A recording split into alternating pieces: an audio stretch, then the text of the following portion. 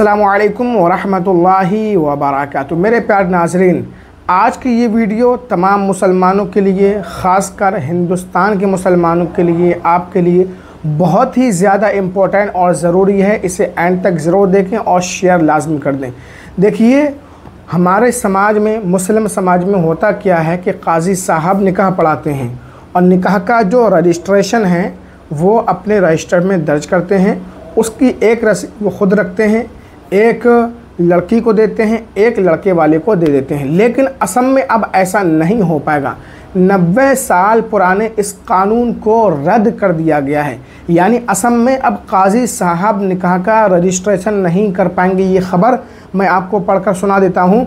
असम विधानसभा ने गुरुवार 29 अगस्त को मुस्लिम शादियाँ और तलाक रजिस्टर करने वाले 90 साल पुराने कानून का नाम है असम मुस्लिम marriage and divorce registration act 1935 को रद्द करने का बिल पास किया है।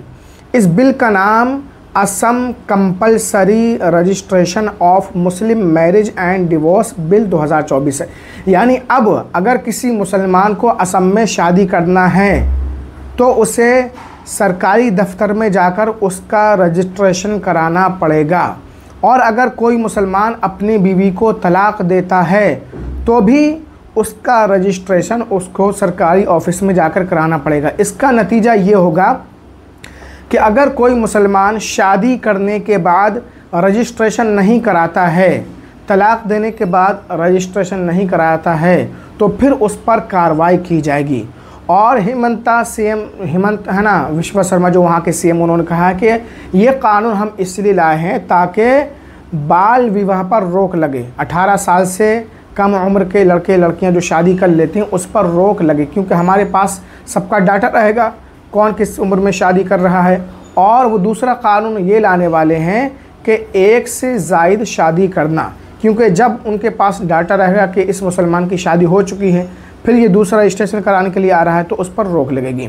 तो मेरे प्यारे नाजरीन, निकाह काजी साहब ही पढ़ाएंगे, मौलवी साहब ही पढ़ाएंगे, इमाम साहब ही पढ़ाएंगे। लेकिन निकाह का जो रजिस्ट्रेशन होता है, पहले काजी साहब एक रजिस्टर लेकर के आते थे, उसमें दुल्हन का नाम, दूल्हा का नाम, सब एड्रेस वगैरह लिखते थे, वकील का, गवाह का, और एक रसीद खुद रखते थे। एक लड़की वालों को देते थे, एक लड़के वालों को। तो अब ऐसा नहीं होगा। निकाह पढ़ाएंगे काजी साहब, लेकिन रजिस्ट्रेशन सरकारी ऑफिस में कराना पड़ेगा। अब सरकारी ऑफिस में कराने के लिए उसके क्या चार्जेस होंगे, क्या फ़ीस होगी, उसके बारे में अभी खुलासा नहीं हो पाया है। तो मेरे प्यारे नाज़रीन, आप इस कानून को किस नज़रिए से देखते हैं, कमेंट में अपनी राय का इजहार ज़रूर कीजिएगा। मैंने इस कानून पर वीडियो बनाने को ज़रूरी समझा, तो आपके लिए मैंने वीडियो बना करके अपलोड कर दी। अब आपकी ये ज़िम्मेदारी है कि इस वीडियो को लाजमी शेयर कर दें। अस्सलामु अलैकुम वरहमतुल्लाहि वबरकातुहू।